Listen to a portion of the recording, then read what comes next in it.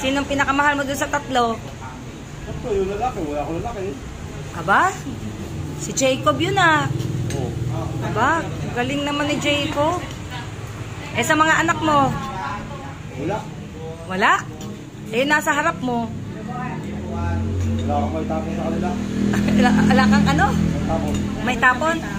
Lahat? Parehas. Pare-parehas. Eh ano masasabi mo sa asawa mo? Oh. Pagod ka. Ano ka? Ano ka?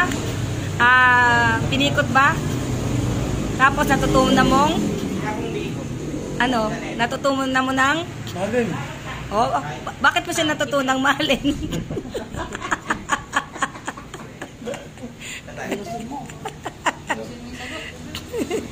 Ano yung sinasagot? Ito yung bakit. Yung?